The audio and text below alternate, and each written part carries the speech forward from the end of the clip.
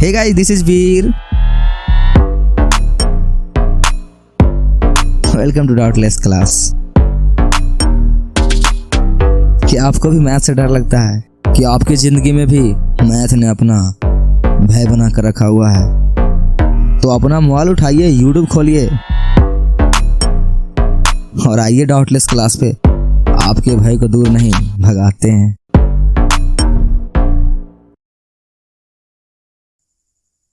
तो चलिए, आज मैं सबसे पहले आपके ज़िंदगी से मैट्रिक्स का भय दूर करने वाला हूँ, ठीक है। और जिसे हिंदी में आप भी बोलते हैं। देखिए, मैट्रिक्स और मैट्रिसेस ये दोनों एक ही नाम है, ठीक है। जिस तरह से आप कह सकते हैं ना, वो जैसे कि लड़की के बॉय होता है तो उसका बहुवचन की क्या होता है, बॉयज। गर्ल का क्या होता है, गर्ल्स। उसी तरह से मैट्रिक्स को बहुवचन में क्या बोलते हैं हम लोग, मैट्रिसेस, ठीक है। मैट्रिक्स का जो प्लूरल नंबर होता है, ठीक है, जिसे हम लोग हिंदी में बहुवचन बोलते हैं, तो मैट्रिक्स का बहुवचन होता है आपका मैट्रिसेस। तो घबराइएगा नहीं, आपके एग्जाम में अगर कहीं पे मैट्रिसेस लिखा हुआ रहे, चाहे मैट्रिक्स लिखा हुआ रहे, चाहे आब्यू लिखा हुआ रहे, सबका मतलब एक ही है, ठीक है। देखिए, ये चैप्टर आपके क्लास 12th का 3rd चैप्टर है, ठीक है। और मैं 3rd चैप्टर से पढ़ाना इसलिए प्रीफर करता हूँ क्योंकि ये चैप्टर बहुत ही आसान है और बहुत ही सिंपल है। जैसे जोड़ घटा आप पढ़े हैं ना, जस्ट उसी लायक ये चैप्टर भी आपका ये आब्यू है। जिस तरह से 2 जोड़ 2 4 होता है, ठीक है, 3 2 5 होता है, जस्ट लाइक वैसा ही ये चैप्टर ये है। तो देखिए, चैप्टर 3rd से ही क्लास 12th का हर कहीं भी किसी भी कोचिंग में जाइएगा आप, तो आपको अक्सर देखने को मिलेगा, ठीक है। चैप्टर 3rd से ही टीचर लोग पढ़ाना प्रीफर करते हैं और वो लोग भी पढ़ाते हैं। अगर आप भी कहीं पर ऑफलाइन क्लास कर रहे होंगे तो वहाँ भी आप देखे होंगे कि आपको चैप्टर नंबर 3rd से ही पढ़ाना शुरू किए होंगे। और आप भी सर को चैप्टर नंबर 3rd से ही बोलेंगे शुरू करने के लिए, ठीक है, क्योंकि ये चैप्टर बहुत ही आसान होता है और बहुत सिंपल होता है। और देखिए, इसके पीछे बहुत सारे कारण भी है, आप सिंपल से समझ लीजिए। इसके पीछे एक कारण मैं बताता हूँ क्या। जैसे देखिए, आपके क्लास 12th का जो फर्स्ट चैप्टर है, ठीक है, रिलेशन एंड फंक्शन, जिसे हिंदी में हम लोग संबंध और फलन बोलते हैं, वो बहुत ही मतलब क्या बोलते हैं, परिभाषा वाला चैप्टर है। जिस तरह से थ्योरेटिकल है, ठीक है। तो आपको पता है ना, थ्योरेटिकल चीज़ें बच्चों को ना समझ में नहीं आता है, ना ही पढ़ने में मज़ा आता है, वो बोरिंग हो जाता है उसके लिए। तो देखिए, क्लास 12th का फर्स्ट चैप्टर ही अगर आपको बोरिंग लगने लगे तो फिर आप क्या सोचिएगा कि यार नहीं, मतलब ये तो पूरा मैथ ही बेकार होगा। जैसे नहीं होता, एक शायरी नहीं है, first impression is your last impression. हाँ, ठीक है, कुछ ऐसा ही आप मैथ के बारे में नहीं सोचने लगे क्लास 12th का। इसीलिए चैप्टर नंबर 3rd से पढ़ाना शुरू करते हैं सभी टीचर वगैरह। और मैं भी आपको आज चैप्टर नंबर 3rd से ही पढ़ाना शुरू करूँगा और आपके ज़िंदगी से इसका भय दूर कर दूंगा। ऐसे आपकी ज़िंदगी में ये भय तो होगा नहीं, ठीक है, लेकिन अगर थोड़ा बहुत भी होगा तो उसको मैं दूर कर दूंगा। इसमें एक चीज़ है, इस टॉपिक से एक चीज़ है जो बहुत इंपॉर्टेंट होती है, ऑपरेशन मेथड, ठीक है। इसका इन्वर्स जो निकालना होता है वो बहुत ही खतरनाक होता है। वो अगर आप कभी पढ़े हैं तो जरूर, मैं वादे के साथ कह सकता हूँ, वो टॉपिक जो है इस चैप्टर का, वो जरूर आपको रुला दिया होगा, ठीक है। तो टेंशन नहीं लीजिए, आप डाउटलेस क्लास पर आए हैं तो हर समस्या का समाधान है डाउटलेस क्लास पे। हर टॉपिक को आपको मैं एक अच्छे तरह से और एक सिंपल वे में और आसान तरीके से समझा कर दूंगा आपको, ठीक है। बस मेरी शर्त यही है, आपको ध्यान से पढ़नी है और मेरी बातों को भी ध्यान से सुननी है, ठीक है। हेडफोन डाल लीजिए अच्छी तरह से और पानी वगैरह बगल में रख लीजिए। अगर पढ़ते पढ़ते मूड ऑफ हो जाता है, ठीक है, या फिर बोर हो जाते हैं तो वीडियो को वहीं पर बंद कीजिए, बाहर जाइए, घूम के आइए, उसके बाद दोबारा शुरू कीजिए। ज़बरदस्ती नहीं पढ़ना है आपको, ठीक है, नहीं तो आपके दिमाग में घुसने वाला कुछ भी नहीं है, ठीक है। तो देखिए, हम लोग शुरू करते हैं आब्यू, जिसे हम लोग इंग्लिश में मैट्रिक्स या मैट्रिसेस बोलते हैं। मैंने आपको वीडियो की स्टार्टिंग में इसके बारे में बता दिया था थोड़ा बहुत, ठीक है। ये आपके क्लास 12th का 3rd चैप्टर है और ये बहुत ही आसान है। और देखिए, आसान के साथ साथ ये इम्पोर्टेंट भी है, ठीक है, याद रखिएगा, ये आसान के साथ साथ इम्पोर्टेंट भी है। इसके बड़े भैया जो भी आने वाले चैप्टर नंबर 4th है, डिटर्मिनेंट, ठीक है, इसे हम लोग इंग्लिश में सारणिक, सॉरी हिंदी में सारणिक बोलते हैं, वह पढ़िएगा। तो उसमें इसका बहुत ज़्यादा यूज होने वाला है। तो इसीलिए अगर आपको चैप्टर नंबर 4th पढ़ना है तो आपको चैप्टर नंबर 3rd पढ़ना ही पड़ेगा। और ये बहुत आसान है, मैं बार बार बता रहा हूँ, और इम्पोर्टेंट भी है। आपके एग्जाम में 1 नंबर के क्वेश्चन और 5 नंबर क्वेश्चन इनसे बहुत बनते हैं, ठीक है। तो मैं आपको अच्छी तरह से इस प्यार से समझाऊंगा और पढ़ाऊंगा, बस आप पढ़िएगा, ठीक है। चलिए शुरू करते हैं, करें शुरू। चलिए देखिए, फर्स्ट टॉपिक हम लोग क्या करेंगे, डिफिनेशन से ही शुरू करेंगे, ठीक है, परिभाषा से शुरू करेंगे। देखिए, तो इसका हिंदी वगैरह तो आप जान चुके हैं। देखिए, इसका परिभाषा देख लेते हैं। चलिए, इसका हम लोग फर्स्ट में परिभाषा देख लेते हैं, उसके बाद आगे बढ़ेंगे। व्हाइट पेन ले लेते हैं, ठीक है, पेन काम कर रहा है आप पे, ठीक है, लेकिन थोड़ा सा यहाँ पर दिक्कत है क्या आ रही है, लेजर पेन यूज नहीं कर पा रहे हैं हम लोग, कोई बात नहीं, ठीक है। देखिए, चलिए, देखिए परिभाषा जिसे हम लोग इंग्लिश में डिफिनेशन बोलते हैं, देखिए क्या बोला गया है, संख्याओं या फलनों का एक आयताकार या वर्गाकार सारणी को आव्यूह कहते हैं। ठीक है, मतलब क्या, कोई भी संख्या हम लोग लेंगे या फिर कोई फलन लेंगे, उसको क्या करेंगे, एक आयताकार यानी कि एक आयत के रूप में या फिर एक वर्गाकार एक वर्ग के रूप में उसको अरेंज कर देंगे, और उसी अरेंजमेंट को हम लोग क्या बोलेंगे, आव्यूह बोलेंगे। ठीक है, देखिए यहाँ पर बहुत सारा एग्जाम्पल दिया हुआ है, कोई बात नहीं, अगर यहाँ पर देखिए हम लोग अच्छा समझते हैं, अगर ये बातें आपको समझ में नहीं आ रही है एक बार फिर से पढ़ लीजिए। क्या, संख्याओं या फलनों का एक आयताकार या वर्गाकार सारणी को आव्यूह कहते हैं। देखिए देखिए एक बात आप यहाँ पर समझिए, क्या, सारणी को हम लोग इंग्लिश में कहते हैं टेबल। मतलब क्या, आपको कोई संख्या लेनी है, जैसे देखिए माना कि हम लोग यहाँ पर देखिए लिया गया है 1 -2 3 0 1 4 -5 -9 10। देखिए ये सभी संख्याएं ली गई है।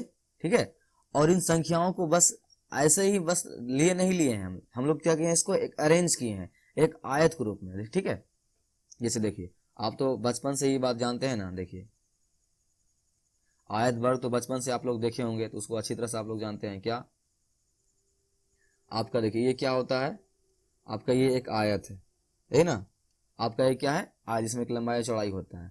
और देखिए आपका ये हाँ ये आपका आयत होता है। ठीक है, और आपका ये क्या होता है, एक वर्ग, जिसमें लंबाई चौड़ाई क्या हो, बराबर। देखिए थोड़ा सा ये गलत हो गया होगा। ठीक है, मान के चलिए कि आपका ये सभी क्या है, आपस में बराबर। ठीक है, और ये आयत में क्या है, आपका ये लंबाई बराबर है और चौड़ाई आपस में क्या है, बराबर है। ऐसा ही होता है ना। ठीक है, तो वैसा ही करना है आपको। क्या, कोई संख्या लेनी है और उन संख्याओं को ऐसा ही नहीं रख देनी है, उसे क्या करना है, एक आयताकार रूप में सजा कर रखनी है। ठीक है, बस उसी को हम लोग क्या बोल देते हैं, आव्यूह। ठीक है, आई होप आपको ये बात अच्छी तरह से क्लियर हो गया होगा। ठीक है, और अगर आप उन संख्याओं को क्या करते हैं, आयत के रूप में ना सजाकर एक वर्ग के रूप में सजा कर रख देते हैं, तो फिर आप उसको क्या बोलिएगा, उसको फिर बोलिएगा वर्गाकार है। ठीक है, तो आयताकार रहे चाहे वर्गाकार है उससे मतलब नहीं है, बस वो संख्याएं अरेंज हो किसमें, आयताकार रूप में या फिर एक वर्ग के रूप में, उसे हम लोग क्या बोलेंगे, फलन बोले, सॉरी आव्यूह बोलेंगे। ठीक है, तो देखिए एक बात और, यहाँ पर क्या, यहाँ सिर्फ संख्याओं ही नहीं, आप कोई फलन भी ले सकते हैं। जैसे कि देखिए यहाँ पर लिया गया है क्या, sin x cos x sin x। ठीक है, देखिए मतलब क्या, आप किसी भी संख्याओं को भी ले सकते हैं या फिर एक किसी फलनों को भी ले सकते हैं। बस क्या करना है आपको, शर्त यही है, उसको क्या करना है आपको, एक आयत या वर्ग के रूप में अरेंज करके रखनी है। बस उसी को हम लोग क्या बोलते हैं, उसी को हम लोग क्या बोल देते हैं, आव्यूह। ठीक है, जैसे कि आप यहाँ पे कुछ भी ले लीजिए। ठीक है, राम ले लीजिए, मोहन ले लीजिए, सोहन ले लीजिए। ठीक है, यहाँ पर रोहन ले लीजिए। देखिए मैंने ले लिया ना, और इसको क्या करेंगे हम लोग, देखिए आपको देखने से क्या लग रहा होगा, एक आयत जैसा लग रहा होगा, ये भी आपका क्या है, मैट्रिक्स है। ठीक है, आई होप आपको बातें क्लियर हो गया होगा अच्छी तरह से। इसका परिभाषा उतना वगैरह तो हार्ड है नहीं। ठीक है, समझ में आ भी गया होगा।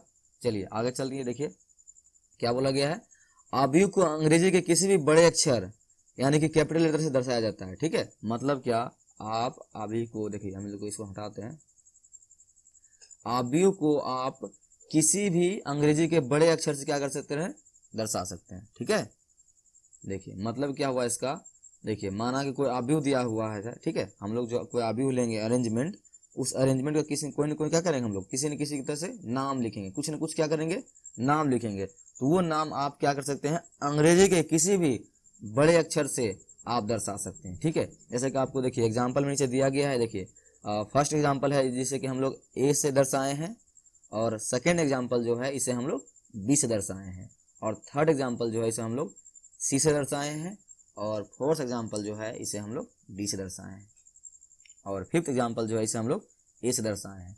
आई होप आपको ये बात समझ में आ गई होगी। क्या, आप आव्यूह को अंग्रेजी के किसी भी बड़े अक्षरों से दर्शा सकते हैं। ठीक है, और एक और बातें देख लेते हैं। यहाँ पर क्या बोला गया है, आव्यूह का संकेत। ठीक है, नोटेशन ऑफ ए मैट्रिक्स, मतलब क्या, आप एक मैट्रिक्स को या एक आव्यूह को कैसे पहचानिएगा कि एक मैट्रिक्स है या फिर एक आव्यूह है। ठीक है, उसका कुछ नोटेशन होता है। ठीक है, जैसे कि आपका कुछ नाम होगा, मोहन होगा, सोहन होगा, आप कहीं भीड़ में खड़े होंगे तो आपको थोड़े ना ऐसा ही बोल देगा, अरे छोड़वा इधर आ। ठीक है, आपका कुछ न कुछ क्या है, नाम है, आपका कुछ न कुछ पहचान है, नोटेशन है। ठीक है, कि मोहन नाम है आपका, सोहन नाम है आपको, तो जब मैं सोहन बुलाऊंगा तो आप आइएगा। और याद रखिए, फिर आपका सोहन के साथ साथ आपका एक फेस वैल्यू भी है, आपको गांव वगैरह शहर में आपको पहचानता है कि आप मोहन है तो आपका शक्ल ऐसा है। उसी तरह से यहाँ पर आभ्यू का संकेत है, ठीक है, नोटेशन ऑफ ए मैट्रिक्स, ये सब आपको अच्छी तरह से आता है नोटेशन का मतलब, ठीक है। देखिए मतलब क्या, एक वर्गाकार ले लीजिए इस तरह से, ठीक है, वर्ग क्या बोलते हैं, बड़ी ब्रैकेट से बोलते हैं ना आप लोग, बड़ी ब्रैकेट ले लीजिए, ठीक है। इसे हम लोग यहाँ पर बड़ी ब्रैकेट नहीं बोलेंगे, यहाँ बोलेंगे गुरु कोष्टक, ठीक है। तो बड़ी ब्रैकेट ले लीजिए इस तरह से, और इसे हम लोग क्या बोलते हैं, आभ्यू का संकेत बोलते हैं, ठीक है। और देखिए यहाँ पर ये छोटी ब्रैकेट भी आपका आभ्यू का संकेत है। मतलब क्या, अगर कोई संख्या हम लोग लेंगे, देखिए माना कि हम लोग ले लेते हैं यहाँ पर क्या 1 2 3 4 5 6 7 8 6, ठीक है, ले लिए। देखिए तो हम लोग क्या किए हैं, एक संख्याओं का अरेंजमेंट लिए हैं और इसे क्या करेंगे हम लोग, एक बड़ी ब्रैकेट के अंदर पैक कर देंगे दोनों साइड से, ठीक है। तो आप, और एक बात और यहाँ पे क्या बोला गया है, आप इसे किसी भी बड़े अक्षर से दर्शा सकते हैं अंग्रेजी के, यहाँ दर्शा दीजिए। माना कि हम लोग ए मान लेते हैं, ये दर्शा लिए। चलिए जी, आपका ये फाइनली क्या हो गया, एक आभ्यू हो गया, ठीक है। तो कहीं भी आपको अगर ऐसा कहीं दिखे कुछ भी, क्या एक संख्याओं का अरेंजमेंट दिया हुआ रहे और वो बड़ी ब्रैकेट के अंदर पैक हो, ठीक है। देखिए ये मुंह उसका टेढ़ होना चाहिए, समझ में आया, ये और उसे किसी भी अंग्रेजी के बड़े अक्षर से दर्शाया गया हो तो आप उसको तुरंत क्या बोल दीजिएगा, हाँ भाई ये क्या है, आपका आभ्यू है, यानी कि मैट्रिसेस है। ओके, ठीक है, चलिए समझ में आ गया। और एक और बात, क्या देखिए यहाँ और करके लिख देते हैं, क्या माना कि ये दिया हुआ है और कोई संख्या हम लोग ले लेते हैं 1 2 3 4, ठीक है, 2 बाय 2 ही लेते हैं। अभी आपको यहाँ ये बातें समझ में आ जाएगी कि मैं यहाँ पे 2 बाय 2 ही क्यों बोला हूँ, ठीक है, इस टाइप के बातें। चलिए जी, आपका ये भी क्या है, एक मैट्रिक्स है, ठीक है। मतलब क्या, कोई संख्याओं का अरेंजमेंट दिया हुआ रहे, वो वर्गाकार रहे चाहे आयताकार रहे, लेकिन वो किसी भी बड़ी ब्रैकेट के अंदर पैक रहे या फिर छोटी ब्रैकेट के अंदर पैक रहे, आप दोनों ही केस में उसे क्या बोलिएगा, मैट्रिक्स या आभ्यू हिंदी में, ठीक है, ठीक है।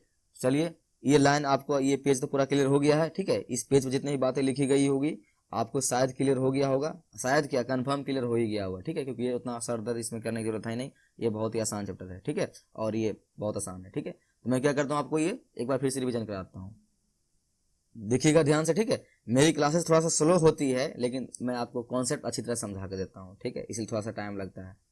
तो अगर आपको स्लो लग रही होगी आप 2x के स्पीड में करके वीडियो को देख सकते हैं, ठीक है। चलिए हमारी साइनिंग मत कर लीजिएगा कि हवा में वीडियो उड़ने लगे। देखिए तो क्या बोला गया, परिभाषा इसका था क्या, संख्याओं या फलनों का एक आयताकार या वर्गाकार सारणी को हम लोग आभ्यू कहते हैं। मतलब क्या, इसका मतलब मैंने आपको अच्छी तरह से बता दिया। देखिए यहाँ पे एग्जांपल लिखा गया है, 5 एग्जांपल दिया हुआ है। क्या, आप कोई भी संख्या ले लीजिए, ठीक है, कोई भी संख्या ले लीजिए, उसको एक वर्ग या आयताकार रूप में एडजस्ट कर दीजिए और उसको क्या, एक बड़ी ब्रैकेट के अंदर पैक कर दीजिए या फिर छोटी ब्रैकेट के अंदर पैक कर दीजिए, उसे हम लोग क्या बोलेंगे, आभ्यू। ओके, और आप अंग्रेजी के किसी बड़े अक्षर से क्या कर सकते हैं, उसे दर्शा सकते हैं, ठीक है। ये बात ए बी सी डी कुछ भी रहे, आपको अक्सर ए बी सी डी तक ही मिलेगा, ठीक है, लेकिन उससे मतलब नहीं है मैं, बस आप यहाँ ध्यान रखिए, क्या किसी भी अक्षर से दर्शा सकते हैं, ठीक है। और एक बार लास्ट में क्या था, आभ्यू का संकेत, नोटेशन ऑफ ए मैट्रिक्स। मतलब आभ्यू को हम लोग कैसे पहचानेंगे, ठीक है, कि ये आभ्यू है, तो क्या रहेगा, आपको ये बड़ी ब्रैकेट दिया हुआ रहेगा, एक बड़ी ब्रैकेट या फिर क्या रहेगा, छोटी ब्रैकेट। देखिए ये जो छोटी ब्रैकेट है ना, ये आपको देखने को नहीं मिलेगा उतना मार्केट में, ठीक है, क्योंकि ये चीजें पहले के जमाना में ओल्ड वर्जन है, ठीक है। देखिए अभी बहुत चीजें नई नई आ चुकी है, जैसे कि अभी हम लोग जो टीवी घर में देखे हैं वो एलसीडी कितना कितना एकदम स्लिम और कितना सॉफ्ट और कितना हल्के होते हैं। और पहले के जमाने में टीवी देखिए कैसा, वो पीठ निकला हुआ था एकदम, जिसे कुबड़ा बोलते हैं, वो कितना निकला हुआ था, तो वैसा टाइप का टीवी था, तो वो उसका वर्जन चेंज हुआ ना। उसी तरह से ये जो है आपको किस अक्सर बुक में देखने को नहीं मिलेगा, ये बस आपको ये बड़ी ब्रैकेट वाला ही मिलेगा, ठीक है। आप ये किसी सिन्हा बुक सॉल्व कीजिएगा ना तो आपको ये छोटी ब्रैकेट वाला मिल सकता है। मैं यहाँ देखिए यहाँ पर दोनों बता दिया हूँ आपको, ताकि आपको एग्जाम वगैरह में रहे तो कंफ्यूजन वगैरह नहीं रहे कि ये क्या है सर, तो ये बताया है नहीं, इसलिए मैं बताता हूँ क्या दोनों ही आपका क्या होता है, आभ्यू का संकेत होता है, नोटेशन होता है। आप कोई भी दिया हुआ रहे आप समझ लीजिए क्या दिया हुआ है, आभ्यू। और एक और बात यहाँ पे क्या खास ध्यान रखने वाली बात है, ये तो क्लियर हो गया आपको, एक और देखिए क्या खास बात ध्यान रखने वाली है, मैं आपको बताता हूँ। वो बातें आपको अच्छी तरह से ध्यान रखनी है, नहीं तो आपको दिक्कत हो सकता है। देखिए पहले इसको हम हटा लेते हैं,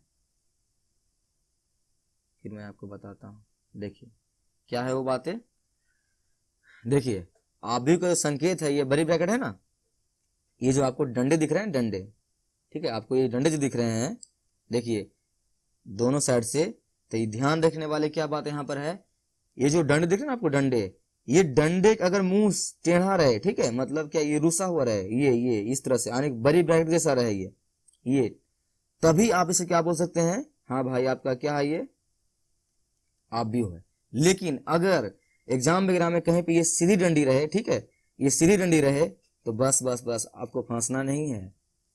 ये इस चैप्टर का 4th चैप्टर जो आने वाला है, नेक्स्ट अगला इस चैप्टर से आगे जो आने वाला है, जो इसके बड़े भैया होते हैं, ठीक है, जिसको मैंने आपको बताया था वीडियो की स्टार्टिंग में, सारणिक, इसे हम लोग इसे बोलते हैं डिटर्मिनेंट, उसमें पढ़िएगा तो ये उसका संकेत है, ठीक है, ये उसका संकेत है, कंफ्यूज मत होइएगा, ठीक है। क्या, अगर डंडे के साथ रहे, सीधा डंडा रहे, सॉलिड, तो उसे हम लोग क्या बोलेंगे, सारणिक बोलेंगे, ठीक है, उसे हम लोग सारणिक बोलेंगे, ओके। और अगर डंडे टेढ़ रहे, यानी कि बड़ी ब्रैकेट जैसा रहे, तो हम लोग उसको क्या बोलेंगे, आव्यूह बोलेंगे, ठीक है। तो ये बातें आपको ध्यान में रखनी है अच्छी तरह से, ठीक है, ये बातें आपको एग्जाम में अच्छी तरह ध्यान रखनी है, नहीं तो वहां पे क्या करते हैं बच्चे, उसको लगता है कि सारणिक है, सॉल्व कर देते हैं डिटरमिनेंट को, सॉरी आव्यूह को, तो वैसा नहीं करना है आपको दोनों में अंतर याद रखना है। क्या, ये जो होते हैं बड़ी ब्रैकेट जैसा होता है, और ये जो होते हैं सॉलिड डंडे जैसा होता है, ठीक है, ओके। तो देखिए नीचे पे बहुत सारा एग्जाम्पल दिया हुआ है, 5 एग्जाम्पल है, सभी आपका क्या है, एक आव्यूह है, यानी कि मैट्रिसेस है, ओके।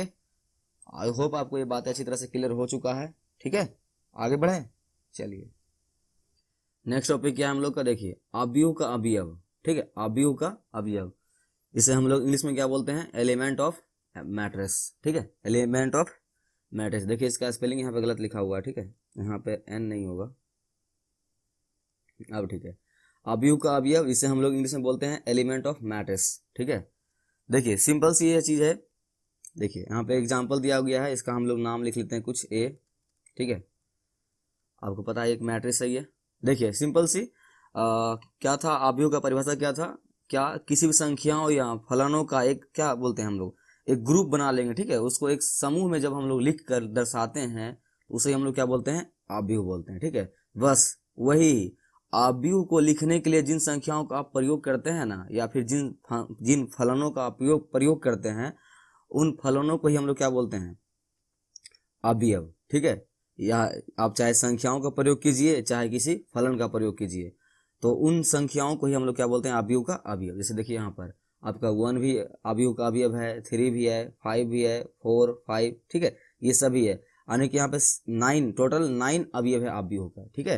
यानी कि आव्यूह को बनाने के लिए जितने भी संख्याओं को हम लोग यूज करते हैं, उन सभी संख्याओं को हम लोग क्या बोलते हैं, आव्यूह का अवयव, ठीक है। आई होप आपको ये छोटी सी बातें क्लियर हो गई होगी, ठीक है। देखिए इधर देखिए, यहाँ पे देखिए एग्जाम्पल नंबर फर्स्ट, देखिए आपका ये 1 2 3 0 7 4 5 8 2, जितने भी सभी है ना, ये संख्याएं जो दी गई है, इसी को हम लोग क्या बोलते हैं, आव्यूह का अवयव, ठीक है। तो ये आपके इसमें भी 9 है, इसमें भी 9 है, और देखिए यहाँ पर फलन दिया हुआ है, तो ये भी आपका क्या है, आव्यूह का अवयव है, ठीक है। आप इसे भी क्या बोल सकते हैं, आव्यूह का अवयव, ओके, ठीक है। तो आई होप आपको ये छोटी सी बातें क्लियर हो गई होगी, ठीक है। चलिए हम लोग नेक्स्ट टॉपिक चलते हैं। देखिए नेक्स्ट टॉपिक का नाम क्या है, आव्यूह का ब्रह्मास्त्र। देखिए आप इस टॉपिक को देखकर कंफ्यूज हो रहे होंगे, या फिर आपके दिमाग में ये बातें चल रही होगी, यार मैंने तो ये टॉपिक अपने बुक में देखा ही नहीं है, ठीक है। तो टेंशन मत लीजिए, आपके बुक में ये टॉपिक आपको नहीं मिलेगा, क्योंकि ये टॉपिक मैंने अपने से ऐड ऑन किया है आपके चैप्टर में, ठीक है। देखिए तो मैंने इसका नाम क्या दिया है, आव्यूह का ब्रह्मास्त्र। आपको ब्रह्मास्त्र का मतलब समझ में आता है ना, या फिर आप एक चीज तो सुने होंगे ना, मास्टर की, जो सभी तालों की चाबी होती है, ठीक है, जो सभी तालों की चाबी होती है, मतलब क्या, वो एक ऐसा चाबी होता है जो किसी भी ताले को खोल सकती है। उसी तरह से आव्यूह का ब्रह्मास्त्र, यानी ये टॉपिक जो आप पढ़ने वाले हैं, ठीक है, जिसका नाम है आव्यूह का ब्रह्मास्त्र, आप जो ये टॉपिक पढ़ने वाले हैं आव्यूह का ब्रह्मास्त्र, इसके अंदर आप 2 चीजों को पढ़िएगा। पहला क्या, पंक्ति, जिसे हम लोग इंग्लिश में रो बोलते हैं, ठीक है, और दूसरा क्या है, स्तंभ, जिसे हम लोग इंग्लिश में बोलते हैं कॉलम, ठीक है। तो ये टॉपिक इस चैप्टर का ब्रह्मास्त्र है। मतलब क्या, जैसे आप वहां पे देखे थे ना, क्या कि एक चाबी को, सॉरी, जैसे कि एक ताला को खोलने के लिए एक मास्टर की होती है ना, वो मास्टर की क्या करती है, सभी तालों को खोल सकती है, उसके अंदर इतना क्षमता होती है कि। उसी तरह से इस टॉपिक का नाम मैंने जो ब्रह्मास्त्र रखा है, इसके अंदर आपको दो चीजें पढ़नी है, पंक्ति जिसे हम लोग इंग्लिश में रो बोलते हैं, और स्तंभ जिसे हम लोग इंग्लिश में कॉलम बोलते हैं। तो ये टॉपिक अगर आप इसको अच्छी तरह से सीख जाते हैं तो आपको पूरे आव्यूह चैप्टर में कहीं भी कोई दिक्कत नहीं आने वाली है। और साथ ही साथ चैप्टर नंबर 3 को तो छोड़िए, आपके आने वाले चैप्टर नंबर 4 जिसका नाम डिटर्मिनेंट है और इसे हिंदी में सारणिक बोलते हैं, उसमें भी इसका बहुत सारा यूज होने वाला है। तो ध्यान से देखिएगा और ध्यान से पढ़िएगा, ठीक है। मैं इन दोनों टॉपिक को आपको अच्छी तरह से क्लियर कर दूंगा। उसके बाद आपको आव्यूह में कहीं कोई दिक्कत नहीं आने वाली है, ठीक है। और आने वाले जितने भी टॉपिक अभी आपको जो मैंने बताया था ना, चौथा चैप्टर में भी आपका यही है, तो उसमें भी आपको दिक्कत नहीं होगा, ठीक है। चलिए देखिए शुरू करते हैं। आव्यूह का ब्रह्मास्त्र, ठीक है। जैसे पहला क्या हम लोग पढ़ेंगे, रो, उसके बाद पढ़ेंगे क्या, स्तंभ। देखिए इन दोनों को आपको अच्छी तरह से क्लियर करना बहुत जरूरी है। जैसे देखिए यहाँ पर रो, ठीक है। देखिए आप इसका नाम जो है ना इंग्लिश में याद रखा कीजिए, हिंदी में उतना जरूरत नहीं याद रखने का, थोड़ा सा कंफ्यूज कर सकते हैं, इसलिए इसका नाम आप इंग्लिश में याद रखिए, ठीक है। देखिए तो रो है, पहले हम लोग किसकी बात कर रहे हैं, रो का, और दूसरा क्या है, कॉलम। तो देखिए सिंपल से यहाँ जो आपको देखिए डिजाइन जो बना हुआ है, यहाँ पर जो ये सीधी लाइन है ना, सीधी जो ऊपर से लेकर नीचे तक है, देखिए ये जो सीधी लाइन है ना, ये इसे हम लोग बोलते हैं कॉलम, ठीक है। और आपका ये जो वर्टिकल लाइन है, ये इस टाइप से, सॉरी ये लाइनें जो है आपकी हॉरिजेंटल, इसे हम लोग क्या बोलते हैं, रो, ठीक है। देखिए ये बहुत छोटी सी बात है, आप तो सोच रहे होंगे सर आप क्या इसका नाम ब्रह्मास्त्र दे दिए, ये तो बहुत सिंपल सी है, मुझे याद हो गया, ठीक है। क्या नीचे वाले को हम लोग जो लंबी लंबी लाइनें हैं उसे हम लोग कॉलम बोल देंगे, और जो सीधी लाइन है उसे हम लोग रो बोल देंगे। देखिए रुकिए रुकिए रुकिए, ये बातें आपको अभी भर याद रह सकती है, 2 दिन बाद, 3 दिन बाद, 4 दिन बाद आप इसको भूल जाइएगा। हो सकता है कि अभी आप जब पढ़ के इसको उठिएगा तो उसमें आप कंफ्यूज कर जाइएगा, ठीक है, कि कौन रो है और कौन कॉलम है, ठीक है। देखिए अगर नहीं होते हैं तो बहुत अच्छी बात है, ठीक है। देखिए तो देखिए ध्यान से, यहाँ पर मैं आपको एक ट्रिक बताता हूँ जिससे क्या होगा, आपको ये टॉपिक जिंदगी भर याद रहेगा, ठीक है। देखिए तो रो है यहाँ पर, ठीक है, और यहाँ क्या लिखा गया है, कॉलम। आपको पता है क्या, जो ये लंबी लंबी लाइनें होती है, ठीक है, ये जो लंबी लंबी लाइनें होती है इसे हम लोग क्या बोलते हैं, कॉलम, ठीक है। और ये जो सीधी लाइनें होती है ये, इसे हम लोग क्या बोलते हैं, रो, ठीक है। इतनी छोटी सी बात है, बस आपको ये तो याद रखनी है। लेकिन इसी में आप क्या कर दीजिएगा, हर वक्त कंफ्यूज कीजिएगा क्या, कि देखिए रो कौन है, कॉलम कौन है। हाँ आपको पता है कि ये सीधी लाइनें और ये लंबी लंबी जो लाइनें हैं इसी को हम लोग रो चाहे कॉलम बोलते हैं, लेकिन आप कंफ्यूज क्या कीजिएगा, आपको समझ नहीं आएगा कुछ दिनों बाद कि ये वाला कॉलम है कि ये वाला रो है, या फिर ये वाला कॉलम है या फिर ये वाला रो है, दोनों में आपस में आप क्या कीजिएगा, कंफ्यूज हो जाइएगा, ठीक है। उसी को क्लियर करने के लिए मैंने यहाँ पर एक एग्जाम्पल लाया हूँ आपके लिए, और एक ट्रिक है आपके लिए। देखिए वो ट्रिक क्या है, सिंपल सी, देखिए कॉलम है ना, कॉलम, देखिए कॉलम में देखिए क्या आ रहा है, एल आ रहा है, एल, ठीक है। कॉलम में आपका क्या आ रहा है, कॉलम में आपका एल आ रहा है, ठीक है। देखिए COLUMN, यहाँ पर देखिए एल आ रहा ना, एल, एल मीन्स क्या, लो, ठीक है। लो मीन्स क्या, लंबा या लंबी, ठीक है। मतलब क्या, ये जो लंबी लंबी लाइन होगी ना उसे हम लोग क्या बोलेंगे, कॉलम बोलेंगे। अब जब आप समझ चुके हैं ना यहाँ पर, क्या जो लंबी लंबी लाइन अगर कॉलम हो गई है तो ऑटोमेटिक जो सीधी लाइन हो जाएगी वो क्या हो जाएगा, हम लोग का रो, ठीक है। बस इतनी छोटी सी बात है आपको याद रखनी है, क्या जो लंबी लंबी लाइनें होती है उसे हम लोग क्या बोलते हैं, कॉलम, और जो सीधी लाइनें होती है उसे हम लोग क्या बोलते हैं, रो, ठीक है। चलिए यहाँ पे इसका एग्जाम्पल देखिए, देखिए ये जो है ना, ये आपका, ये देखिए यहाँ रो जो लिखा गया है, याद रखिएगा, रो को हम लोग आर से सूचित करते हैं, ठीक है। ये तो बहुत छोटी सी बात है, जिस तरह से आपने बिहार को BR बोल सकते हैं, पंजाब को PB बोल सकते हैं, दिल्ली को DL बोल सकते हैं, ठीक है। अगर आपका नाम मोहन है तो आपको हम M बोल सकते हैं, अगर मेरा नाम वीर है तो मैं अपने आप को भी बोल सकता हूँ, उसी तरह से, ठीक है। रो को क्या बोलते हैं शॉर्टकट में, R, और स्तंभ को शॉर्टकट में क्या बोलते हैं, कॉलम, ठीक है। तो चलिए आपको इतनी छोटी सी बात क्लियर हो गई है ना, क्या ये जो लाइन है, जो ये देखिए आपको जो लाइनें दिख रही है, ये जो लंबी लंबी लाइनें हैं, इन लंबी लंबी लाइनों को क्या बोलते हैं हम लोग, रो। और जो खड़ी लाइनें हैं, ये दिख रहा है ना आपको, ये खड़ी लाइनें, ये जो आपका जो खड़ी लाइनें हैं इसे हम लोग क्या बोलते हैं, कॉलम, ठीक है। आई होप आपको इतनी छोटी सी बातें क्लियर हो गई होगी। ठीक है, मैं इसको एक बार रिवीजन कराता हूँ, उसके बाद हम लोग आगे बढ़ते हैं। ठीक है, क्योंकि इतनी छोटी सी बात, उतना टाइम तो नहीं लगना चाहिए आपको क्लियर करने में। और देखिए इसका नाम क्या है, आबू का ब्रह्मास्त्र, तो इसको आपको उसी तरह से सीखना है। देखिए क्या, ये सिंपल सी, ये जो लंबी लंबी लाइनें हैं, सॉरी ये जो सीधी लाइनें हैं, इसे हम लोग क्या बोलेंगे, रो। इसे शॉर्टकट में क्या बोलते हैं हम लोग, आर। और ये जो आपका खड़ी लाइनें हैं, ठीक है, ये जो आपकी खड़ी लाइनें हैं, इसे हम लोग क्या बोलते हैं, कॉलम। ठीक है, अगर आप कभी भी इसको भूल जाते हैं कभी, ठीक है, दिमाग से आपका उतर जाता है कि कौन कॉलम है कौन रो है, आपको एक ट्रिक याद रखनी है। क्या, कॉलम में क्या आता है आपका, एल। ठीक है, एल मीन्स क्या होता है, लो। लो मीन्स लंबी या लंबा। ठीक है, तो जो लंबी लाइनें रही उसे क्या बोलेंगे हम लोग, कॉलम। और जब लंबी लाइनें कॉलम हो जाएगी तो ऑटोमेटिक आपका ये जो सीधी लाइनें है क्या हो जाएगी, रो। ठीक है, क्लियर ना। चलिए क्लियर हो गया है, हम लोग आगे बढ़ते हैं।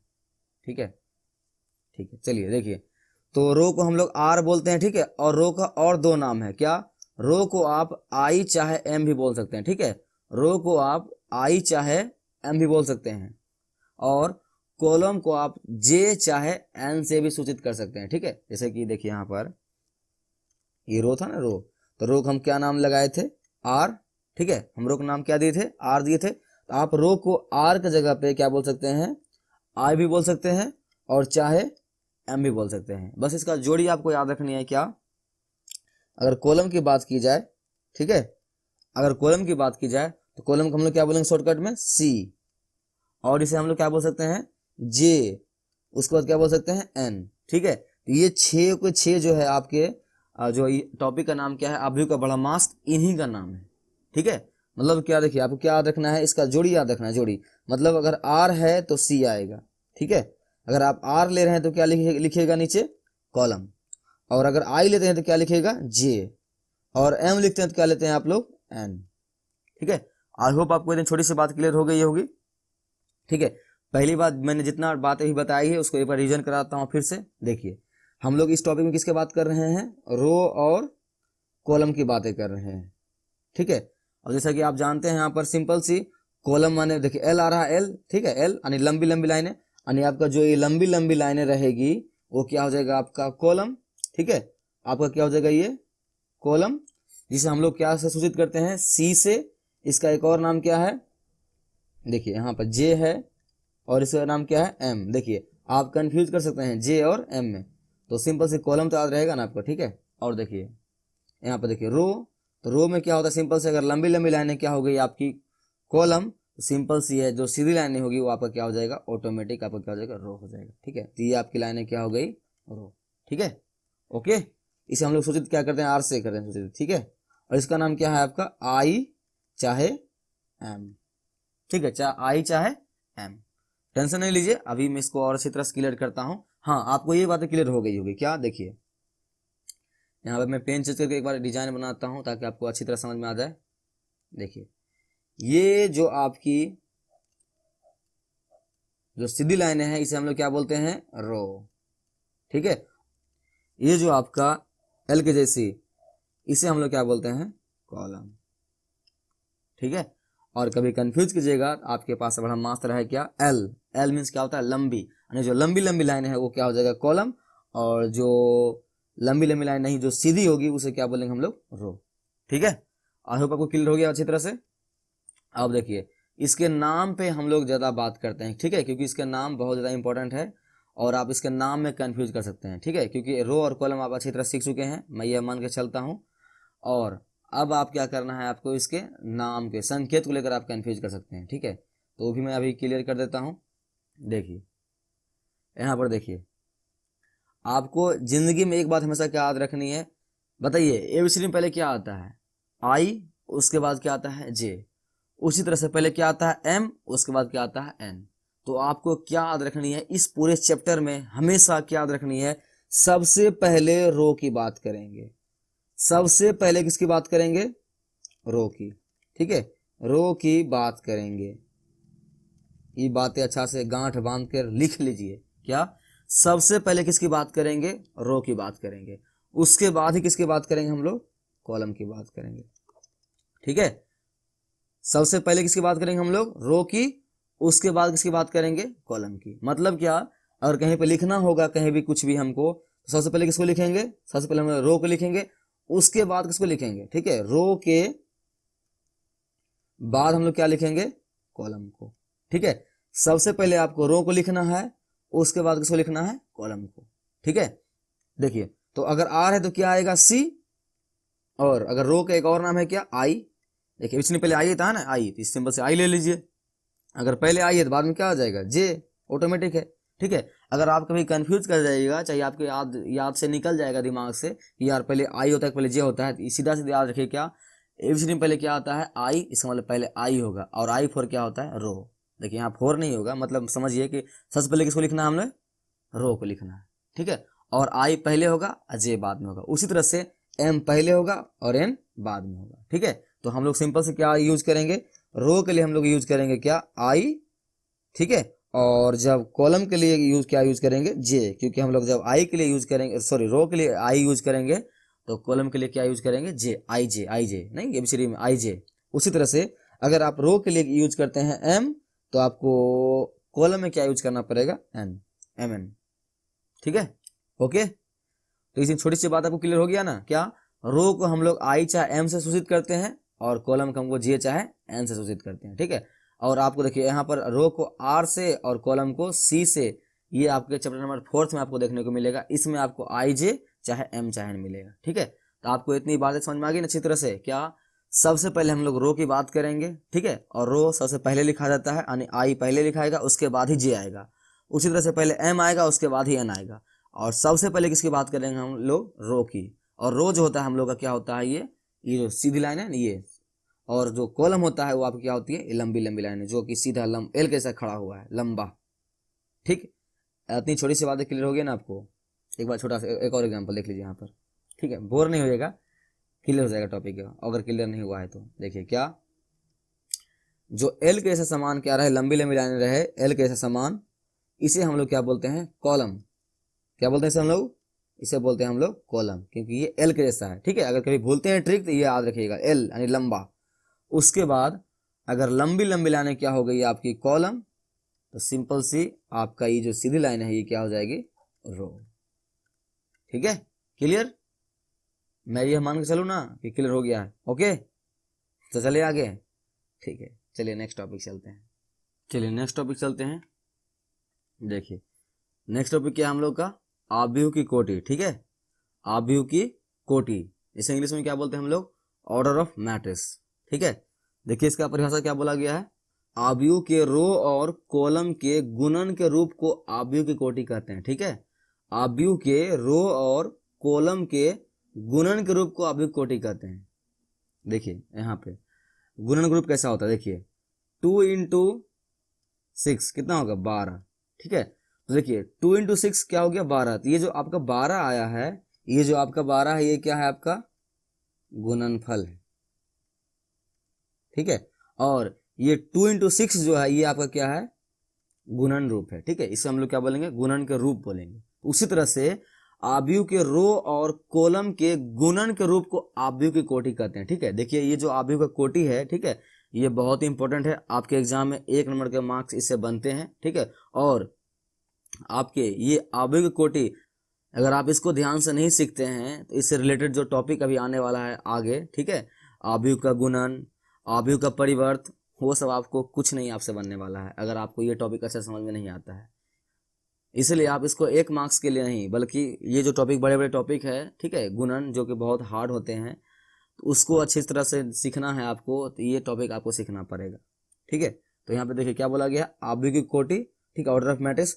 तो हम लोग क्या करेंगे, आव्यूह के रो लेंगे। ठीक है, आव्यूह को रो लेंगे और कॉलम लेंगे, उसको क्या कर देंगे, उसको गुणन के रूप में लिख देंगे। देखिए गुणनफल नहीं निकालना है, उसको बस क्या करेंगे, गुणन के रूप में लिख देंगे, उसी को हम लोग क्या बोलेंगे, आव्यूह की कोटि। ठीक है, जैसे देखिए यहाँ पे एग्जांपल दिया गया है।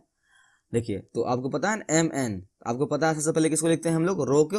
देखिए मैंने यहाँ पे बातें आपको बता दी थी, सबसे पहले किसकी बात करेंगे, रो की।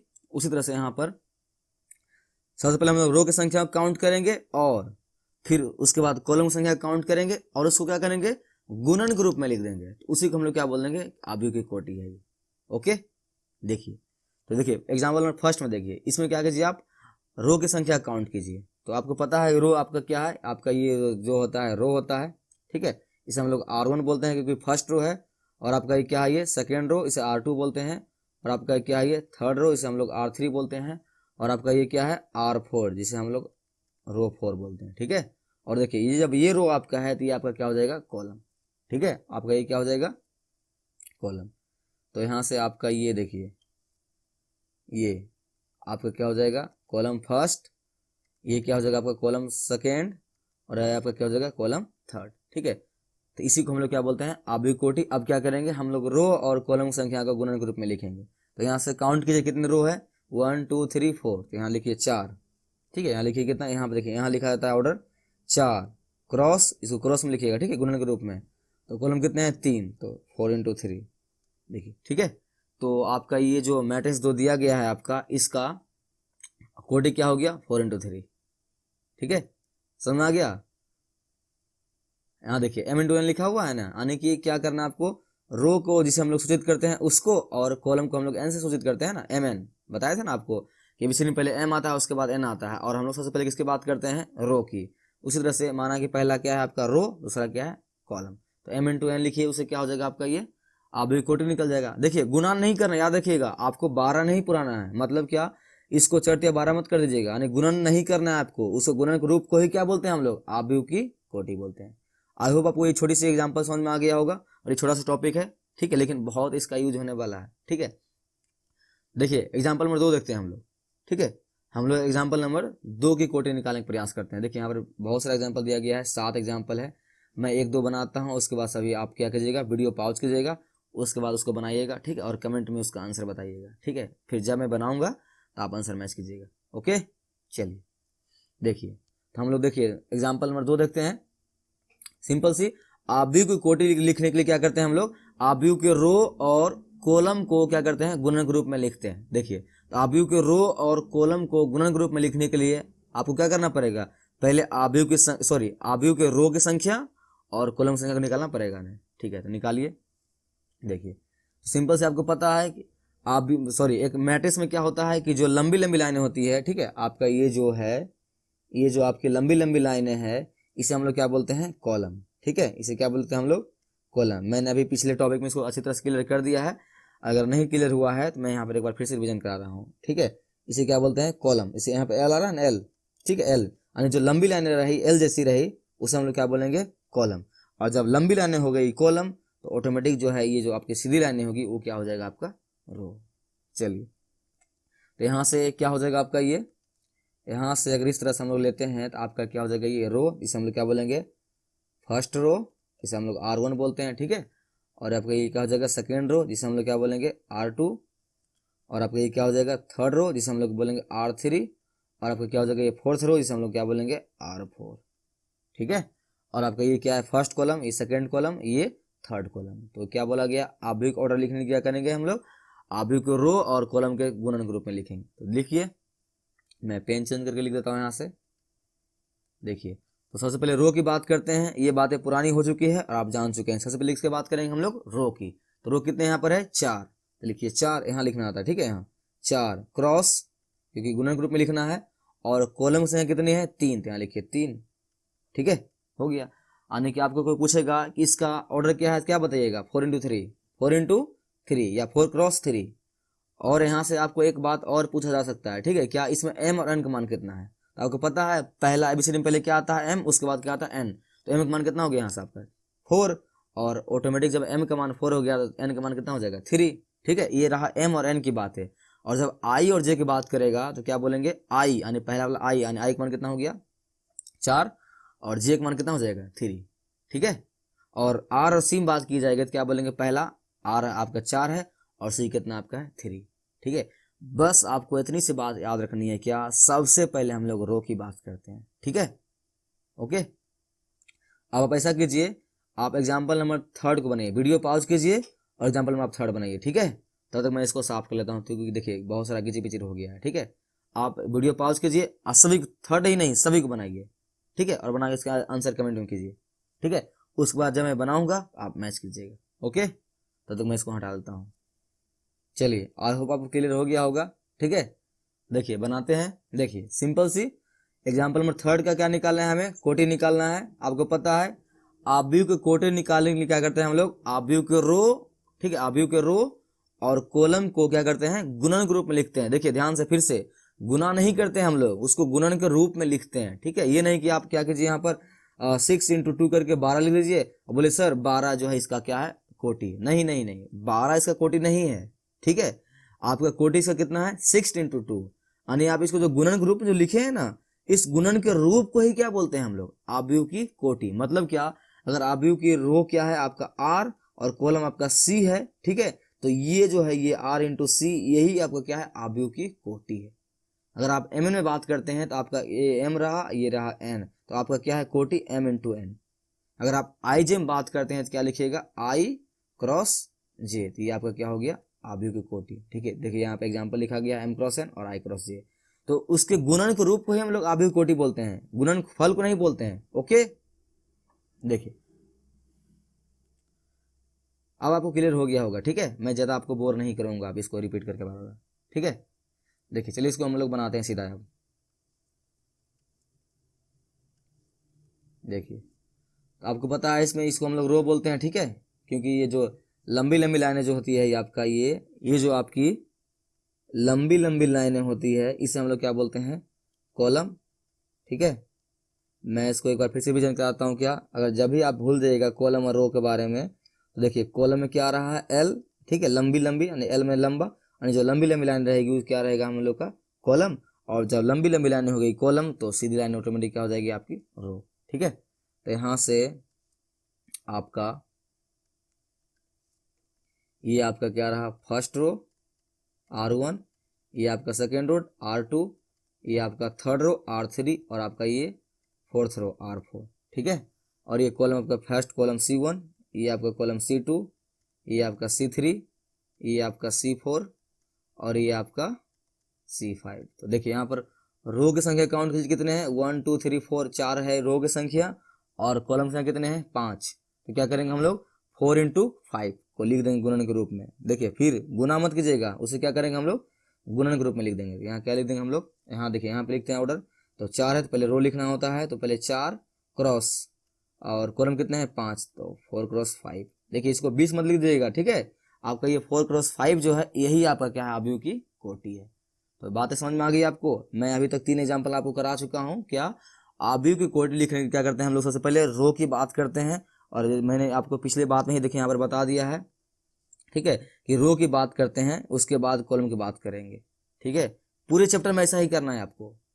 ओके, और जब हम लोग आव्यूह की कोटि लिखते हैं तो उस वक्त सबसे पहले रो की संख्या को काउंट करते हैं और उसके बाद कॉलम की संख्या को काउंट करते हैं, फिर उसको गुणन के रूप में लिख देते हैं। उसी को हम लोग क्या बोलते हैं, आव्यूह की कोटि। ठीक है, जैसे यहाँ देखिए लिखा था ना, आई होप आपको क्लियर हो गया होगा। ठीक है, और आप लोगों ने इसका बनाया हुआ आंसर मैच कर गया होगा। ठीक है, जिनका नहीं मैच किया है टेंशन नहीं लीजिए, अभी एग्जाम्पल नंबर 4 5 6 7 अभी और है 4 को। ठीक है, और समझने का प्रयास कीजिएगा अगर अभी तक आपको समझ में नहीं आया है तो। ठीक है, क्योंकि ये टॉपिक बहुत ही आसान है, लेकिन याद रखिएगा इसका यूज आगे बहुत ज़्यादा होने वाला है, इसलिए मैंने इसका नाम क्या दिया था, आव्यूह का ब्रह्मास्त्र।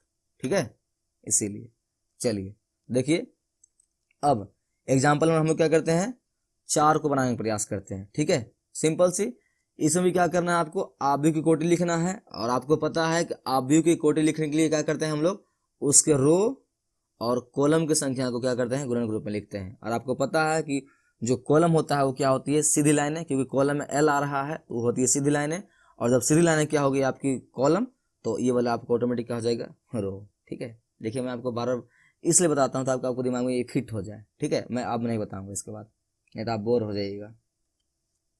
ठीक है, चलिए तो सिंपल सी इसका ऑर्डर लिखना है, क्या होगा आपका, ये फर्स्ट R1, ये सेकेंड R2, और ये आपका कॉलम फर्स्ट C1, ये कॉलम सेकेंड C2 और ये कॉलम थर्ड C3। ठीक है, यहाँ से क्या कीजिए आप, उसके रो और कॉलम संख्या को मल्टीपल में लिख दीजिए। तो यहाँ से आपका क्या है, 2 है तो यहाँ 2 क्रॉस कॉलम कितने हैं, 3, तो 3 2 × 3। ठीक है, आई होप आपको समझ में आ गया है और अच्छी तरह समझ में आ गया होगा किसी भी आव्यूह कोटि कैसे निकालते हैं हम लोग, 2 × 3। ठीक है, अब देखिए इन तीनों को मैं सीधे बनाता हूँ। आप लोग बनाए हैं ना इसको, ठीक है, सीधे बना सकते हैं आप लोग सिंपल से। देखिए आप भी कोड लिखने के लिए क्या करते हैं हम लोग, उसके रो और कॉलम को गिनते हैं ना, काउंट कर लीजिए कितने रो है, एक दो, दो रो, और कॉलम काउंट कीजिए 1। देखिए रो कितने हैं, रो आपके हैं 1 और 2, और कॉलम काउंट कीजिए 1 2 3। तो देखिए आपके रो कितने हैं 1 2, दो रो है, और कॉलम कितने हैं 1 2 3, ठीक है। तो 2 क्रॉस 3, तो यहाँ लिख दीजिए 2/3, ठीक है, 2 क्रॉस 3, सिंपल सी 2 क्रॉस 3, ठीक है, हो गया। चलिए अब हम लोग एग्जाम्पल में कितना देखते हैं, 4 को, सॉरी 6 को। देखिए 6 देखिए, हाँ 6 आपसे नहीं बना होगा, ठीक है, या बन गया होगा, ठीक है, ये बहुत ज्यादा भारी नहीं था, फिर भी आप इसमें कंफ्यूज हो सकते हैं थोड़ा सा। देखिए तो 6 में क्या बोला है, सिंपल सी हमें आव्यूह कोटि ही लिखना है, और कोटि लिखने के लिए क्या करते हैं हम लोग, आव्यूह के रो और कॉलम को काउंट करते हैं, ठीक है। तो यहाँ देखिए ध्यान से, आपको इसमें रो और कॉलम खोजने हैं। इसमें आपको थोड़ा सा परेशानी हो गया होगा कि रो और कॉलम खोजने में, तो ज़्यादा टेंशन नहीं लीजिए, सिंपल से क्या आपको पता है, कॉलम और रो में क्या होती है कि कॉलम यानी लो यानी एल, जो लंबी लंबी लाइनें होती है आपका क्या होता है कॉलम। देखिए तो ये आपकी ये पहली लंबी लाइन है, हाँ भले एक है, उससे क्या मतलब है, तो ये आपका फर्स्ट कॉलम है, और ये आपका क्या है सेकेंड कॉलम है, और आपका ये क्या है थर्ड कॉलम है, ठीक है, लंबी नहीं है लेकिन इसको मान के चलिए, और आपका ये C4 है। और जहां तक रो की बातें हैं, देखिए रो जो एक ही लाइन होती है सीधे आते, देखिए रो एक ही है, तो R1, ठीक है। तो इसका ऑर्डर क्या हो जाएगा आपका, आव्यूह के रो लिखने का क्या तरीका होता है, उसके रो और कॉलम को मल्टीपल कर दीजिए, ठीक है। तो रो कितने हैं, एक, तो लिखिए 1, और कॉलम काउंट कर लीजिए कितने हैं आपके 4, तो क्या हो जाएगा आपका यहाँ पर 1 क्रॉस 4, ठीक है। ये आपका हो गया कोटि, एग्जाम्पल नंबर 6 का। अब लास्ट, ठीक है, लास्ट एग्जाम्पल नंबर 6, ठीक है, example number 6, sorry 7, example number, अब एग्जाम्पल नंबर 7 को देखिए, ये तो आप सब लोग सीधे बना दिए होंगे। देखिए यहाँ एक ही एलिमेंट है ही है, ठीक है, इसमें क्या होगा आपका रो भी एक, कॉलम भी एक, इसका ऑर्डर क्या हो जाएगा 1 क्रॉस 1, ठीक है, यानी क्या 1/1। आई होप आपको आप भी को कोटे निकालने के लिए आ गया होगा, और मैं यह मान के चलता हूँ कि आपको भविष्य में कहीं भी अगर आव्यूह कोटि निकालने के लिए आता है, या फिर आव्यूह के कोटि से रिलेटेड कोई सवाल आता है, आपसे नहीं छूटेगा, ठीक है, कोई दिक्कत नहीं ना, आगे बढ़ें। चलिए ये टॉपिक आपको अच्छी तरह से क्लियर हो गया होगा, ठीक है, अगर क्लियर नहीं हुआ है तो टेंशन नहीं लीजिए, आपके लिए बहुत सारा एग्जाम्पल और लेकर आया हूँ मैं, उसको बनाइए। देखिए क्या कीजिएगा, उसको आप पहले उसको खुद से बनाइएगा, ठीक है, उसके बाद जब मैं बनाऊंगा आंसर मैच कीजिएगा। देखिए चलिए, देखिए क्या दिया गया है, दिए गए निम्नलिखित अव्यूहों का कोटि लिखें, ठीक है। देखिए आपके पास कितना एग्जाम्पल है, 12 एग्जाम्पल है, ठीक है। इन 12 एग्जाम्पल को क्या कीजिए, आप लोग बनाइए, वीडियो पॉज कीजिए, उसके बाद सभी को बनाइए अच्छी तरह से, उसके बाद इसका आंसर आप कमेंट में बताइए, ठीक है, और उसके बाद जब मैं बनाऊंगा तो आप आंसर मैच कीजिएगा, ओके। चलिए बनाइए, वीडियो स्टॉप कीजिए और बनाइए, बन गया, ठीक है। तो चलिए इसको सॉल्व करते हैं फटाफट। देखिए पेन चेंज कर लेते हैं,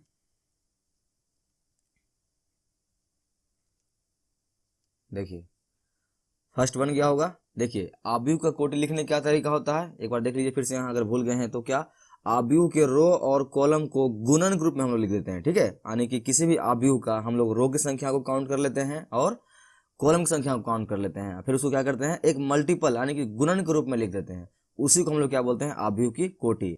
और मैं आपको एक बात बार बार रिपीट कर रहा हूं, क्या आव्यूह को गुना नहीं करना है, ठीक है, उसको गुणन के रूप में बस लिखना है, ओके, ठीक है। और सबसे पहले किसको लिखना है, सबसे पहले आपको लिखना है किसको, रो को, उसके बाद किसको लिखना है कॉलम को, ठीक है। तो यहाँ काउंट कर लीजिए कितने रो हैं, देखिए 1 1, ठीक है, इसे हम लोग R1 बोलते हैं, ये R2 है, ठीक है, 2 रो, और ये 3, फटाफट बनाते हैं हम, ठीक है। देखिए रो फर्स्ट सेकेंड, ये रहा आपका थर्ड, तो 3 रो हुए, और कॉलम काउंट कीजिए 1 2 3, तो यहाँ पर रो भी 3 है और कॉलम भी 3 है, तो इस मैट्रिक्स का ऑर्डर क्या हो जाएगा 3/3, है ना। चलिए यहाँ लिख दीजिए क्या 3/3। तो आई होप आपका आंसर मैच कर गया होगा, ठीक है, और आपका भी इतना ही आया होगा, ठीक है, अगर आया है तो वीडियो को लाइक जरूर कर दीजिएगा, ओके। चलिए देखिए आगे नेक्स्ट एग्जांपल देखिए, इसमें भी मैं फटाफट बनाता हूँ, ठीक है। रो देखिए कितने रो है यहाँ पे 1 1 2 3, तो रो भी 3 और कॉलम काउंट कीजिए 1 2 3, तो कॉलम भी कितने हैं 3, रो भी 3, तो इसका ऑर्डर क्या हो जाएगा 3 क्रॉस 3। ठीक है, आई होप आपको ऐसा समझ में आ रही है ना। ऐसा नहीं इनके वीडियो बहुत फास्ट चल रही है, देखिए फास्ट चलने की मेरी आदत नहीं है। ठीक है, जब मैं वन शॉट वीडियो बनाऊंगा ना, जिसमें कि क्या होगा एक ही वीडियो में पूरे चैप्टर को पढ़ा दूंगा, उसमें थोड़ा सा फास्ट चलूंगा। ठीक है, लेकिन अभी हम लोग अच्छी तरह से सीख रहे हैं, तो यहाँ पे फास्ट चलने की जरूरत नहीं है, आपको एक एक बातों को अच्छी तरह से सीखनी है। ठीक है, तो ये आई होप आपको ये सब समझ में आ रही होगी, और बहुत आसान है ये, इसलिए मैं फटाफट कर रहा हूँ, और इसके पीछे मैंने बहुत सारा एग्जाम्पल आपको दे दिया है।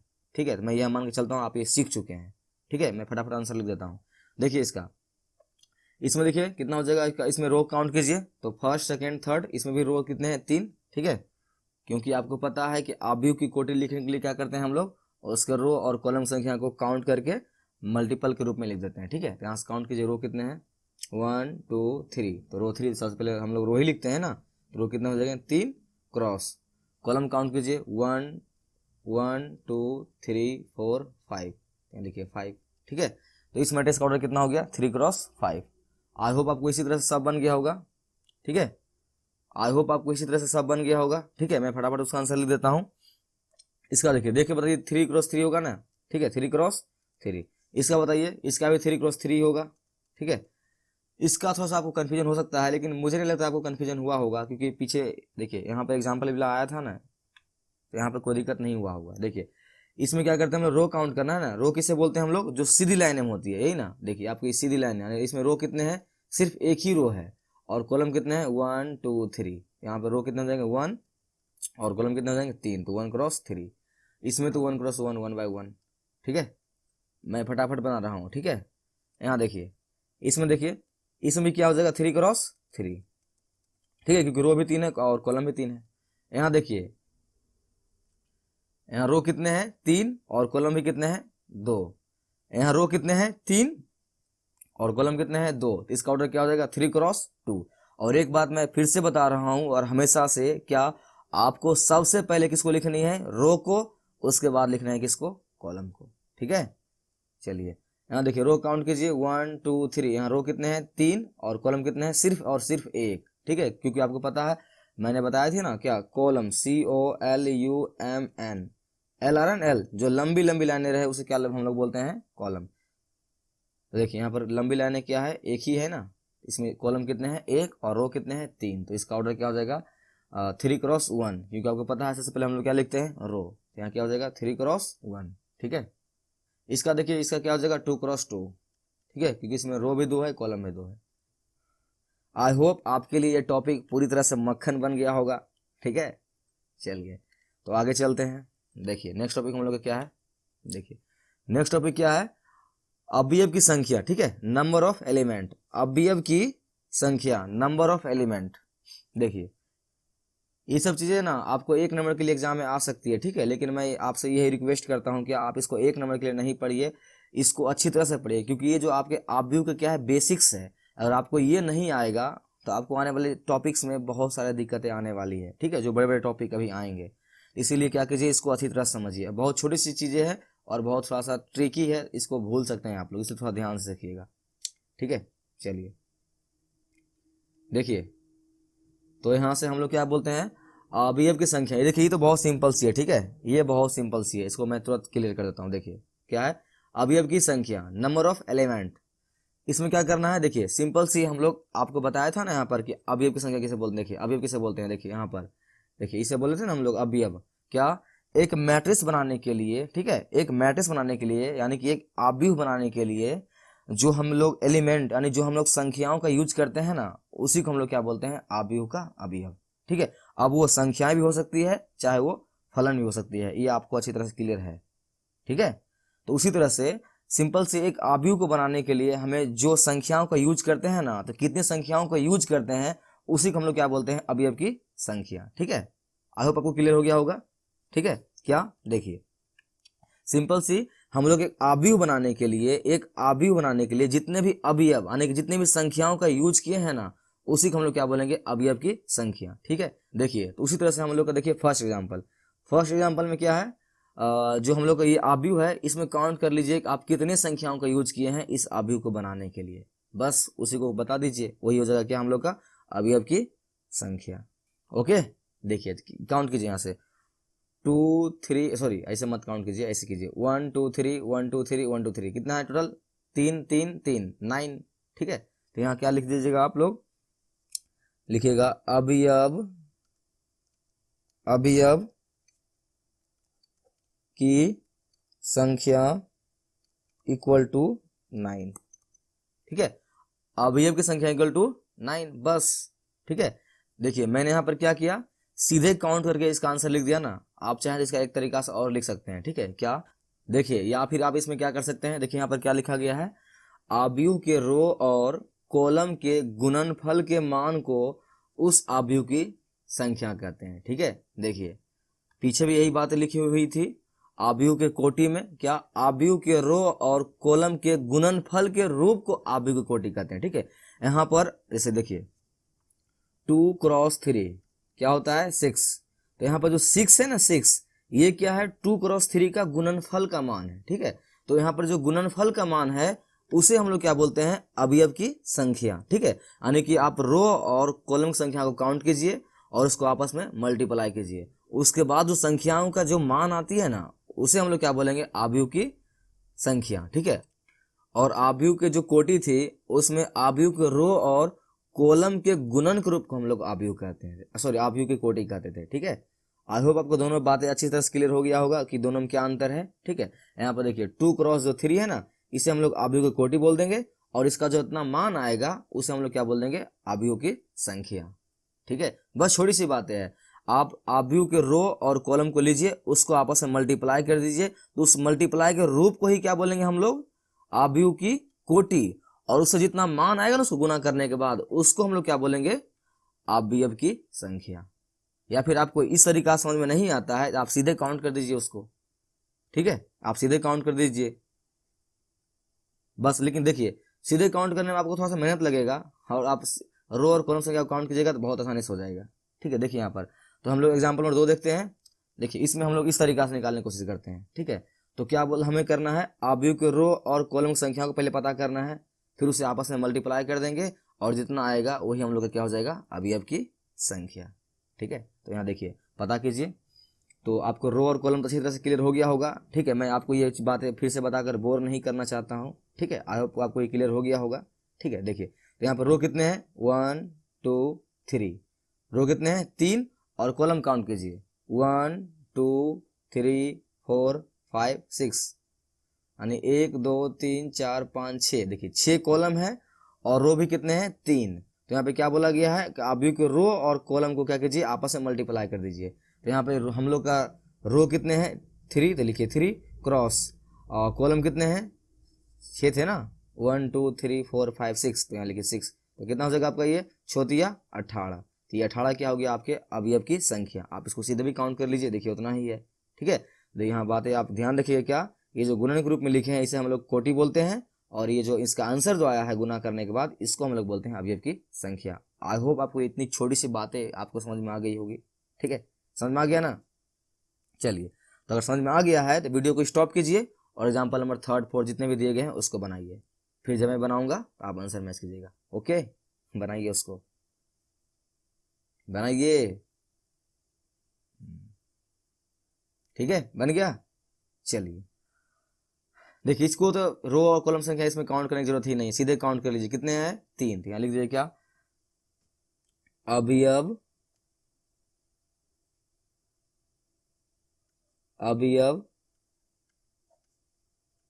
की संख्या कितने हैं 3। ठीक है, कितने हैं 3, बस। और यहाँ देखिए इसमें काउंट कीजिए, इसमें रो कितने हैं 1 2 3, तो कितने हैं 3, और कॉलम काउंट कीजिए 1 2 3, तो 3 क्रॉस 3 क्या हो जाएगा 9, या आप सीधे मल्टीप्लाई कर दीजिए 9 हो जाएगा। तो यहाँ पे क्या हो जाएगा, अवयव की संख्या क्या हो जाएगा आपकी 9। ठीक है, और यहाँ पे काउंट कीजिए 1 2 3 4 1 2, या फिर सिर्फ कॉलम की संख्या काउंट कीजिए, सॉरी रो की संख्या काउंट कीजिए, रो कितने हैं 1 2 3, देखिए रो कितने हैं 3 और कॉलम काउंट कीजिए 1 2 3 4। तो क्या कर दीजिएगा आप लोग, रो की संख्या 3 है और कॉलम कितने हैं 4, तो क्या होगा 4 12। इसका मतलब इसके अंदर कितने अवयव है 12। ठीक है, यानी कि इस अवयव को बनाने के लिए हम लोग कितने अवयवों को यूज किए हैं, यानी कितने संख्याओं का यूज किए हैं 12 अवयवों का। आप सीधे काउंट कर लीजिए या आप इस तरह से कीजिए, रो और कॉलम को मल्टीप्लाई कर दीजिए। ठीक है, इसमें कितना है, इसमें सीधे दिख रहा है आपको 3 3 कितना 6। ठीक है, तो आई होप आपको ये बातें क्लियर हो गई होगी अच्छी तरह से, और ये टॉपिक भी आपके लिए क्या हो चुका है मक्खन। तो चलिए इस वीडियो का एक और आखिरी टॉपिक बचा हुआ है, उसको हम लोग देख लेते हैं, उसके बाद इस वीडियो को समाप्त करते हैं। ठीक है, देखिए चलिए, तो नेक्स्ट टॉपिक हम लोग क्या है, अवयव के अवयव का नाम। ठीक है, नेम ऑफ मैट्रिक्स एलिमेंट। देखिए यहाँ पे गलत लिखा है, ठीक है, मैट्रिक्स अनेक्स होगा। ठीक है, नेम ऑफ मैट्रिक्स एलिमेंट, इस टॉपिक को आप स्टार मार के लिख लीजिए। ठीक है, ये टॉपिक आपका बहुत इंपॉर्टेंट है। अभी जब आप आगे पढ़िएगा इसके नेक्स्ट चैप्टर में, ठीक है, जिसका नाम है डिटरमिनेंट, इसे हिंदी में बोलते हैं हम लोग सारणिक, उसमें इस टॉपिक का यूज बहुत होने वाला है। ठीक है, अवयव के अवयव का नाम जो है ये बहुत यूज होने वाला है। ठीक है, इसमें थोड़ा बहुत यूज होगा, लेकिन क्या होगा उस चैप्टर में इसका बहुत सारा यूज होने वाला है। इसलिए आप क्या कीजिए, इसको ध्यान से सीखिएगा। ठीक है, बहुत अच्छी तरह सीखिएगा। ठीक है, देखिए हम लोग एग्जाम्पल लेते हैं। फर्स्ट माना कि हम लोग ए ले लेते हैं और इसके अंदर क्या करते हैं हम लोग एक मैट्रिक्स ले लेते हैं। ठीक है, कुछ भी 2 6 7 5 4 2 1 0। देखिए सेम संख्या मत लीजिए, ठीक है, 12 इसको कर लीजिए। उसके बाद क्या हो जाएगा आपका ये 8। ठीक है, ये हम लोगों ने ले लिया। अब हमें इसमें बताना है क्या, अवयव के अवयव का नाम बताना है। ठीक है, देखिए आपको पता है कि अवयव किसे बोलते हैं हम लोग। ठीक है, देखिए यहाँ पर जो हम लोग मैट्रिक्स बनाए हैं, अब इन सभी का एक स्पेशल नाम होता है। ठीक है, अब इन सभी का एक स्पेशल नाम होता है जिसे आपको सीखनी है अभी लिखने के लिए। जैसे देखिए यहाँ पर आपको बोल देगा, यहाँ पर क्या, यहाँ पे इस 2 का नाम बताइए, इस 6 का नाम बताइए, इस 7 का नाम बताइए, किसी के भी नाम आपसे पूछ सकता है। ठीक है, किसी के भी नाम आपसे पूछ सकता है। देखिए क्या पूछेगा वो लोग, सीधा बोल देगा क्या A11, इसका मान बताइए, इसका मान बताइए। A12, इसका मान बताइए।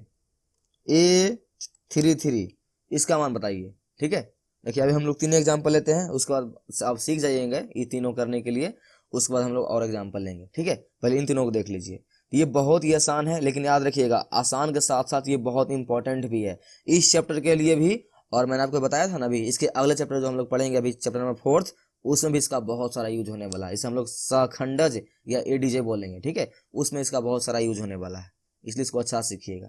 देखिए तो हम लोग अपने टॉपिक पर आते हैं। देखिए क्या है A11, इसका मान बताना है हमें। ठीक है, तो यहाँ पर आप देखिएगा, आपको अगर रो और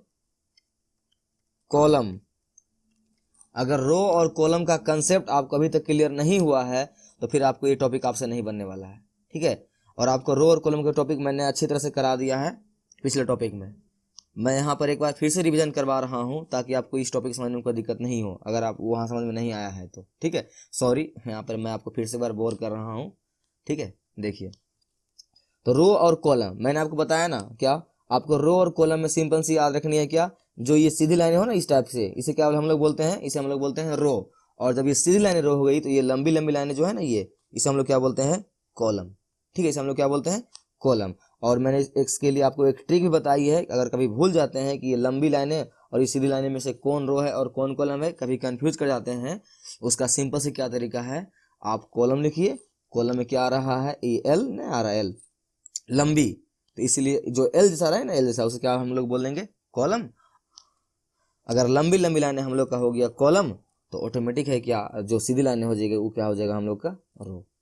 ठीक है, आई होप आपको क्लियर हो गया होगा। ठीक है, चलिए यहाँ देखिए, अब इसमें क्या करना है, आपको रो और कॉलम की संख्या काउंट करना है। इसमें रो काउंट कीजिए, ये आपको पता है क्या, ये आपका फर्स्ट रो है। ठीक है, आपको ये पता है क्या, ये फर्स्ट रो है क्योंकि ये सीधी लाइनें हैं। और आपको ये भी पता है क्या, आपका ये क्या है, आपका सेकेंड रो। और आपको ये भी पता है कि ये आपका क्या है थर्ड रो। ये सब आप अच्छी तरह से सीख चुके हैं। ठीक है, चलिए आगे देखिए, हम लोग का ये आपको पता है क्या, ये फर्स्ट कॉलम है, और आपका ये क्या है सेकेंड कॉलम है, और आपका ये क्या है थर्ड कॉलम है। तो ठीक है, ये कॉलम और रो तो आपको क्लियर हो गया होगा। अब इसमें आपको एक बात ध्यान से सीखनी है, क्या इसमें देखिए R1 तो आपको पता है कि फर्स्ट रो है। ठीक है, R1 आपको पता है क्या है, ये फर्स्ट रो है। इसके अंदर जितने भी एलिमेंट है 2, 6, 7 ये सभी सभी क्या है, फर्स्ट रो के अंदर ही आते हैं। किसके अंदर आते हैं, फर्स्ट रो के अंदर ही आते हैं, ठीक है। और ये जो आपका है 5, 4, 12 ये आपके क्या आते हैं, सेकेंड रो के अंदर आते हैं, ठीक है।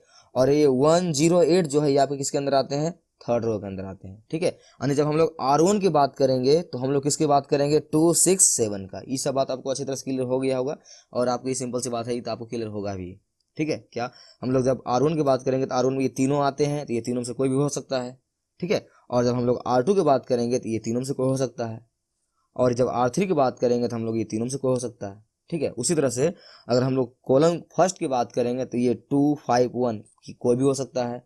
उसी तरह से अगर हम लोग कॉलम 2 की बात करेंगे तो हम लोग का क्या, ये 6, 4, 0 कोई भी हो सकता है, ठीक है। अब मेन बात रही यहाँ पे हमें नाम लिखनी है, क्या, अवयव के अवयव का नाम लिखनी है, A11, ठीक है, A11। तो यहाँ पर एक बात है आपको समझनी पड़ेगी अच्छा से, यहाँ पर मैं बड़ा करके बनाता हूँ, क्या देखिए A11, ठीक है। मैं बड़ा साइज में बता रहा हूँ इसको ताकि आपको क्लियर हो जाए, एक बस क्लियर करना है आपको, ठीक है। उसके बाद आप अपने सीख जाइएगा। देखिए तो A11 मैंने आपको पिछले टॉपिक में क्या बताया था, हम लोग इस पूरे चैप्टर में जब भी बात करेंगे तो सबसे पहले किसकी बात करेंगे, रो की बात करेंगे, ठीक है। सबसे पहले रो की बात करेंगे, ठीक है, रो की बात करेंगे।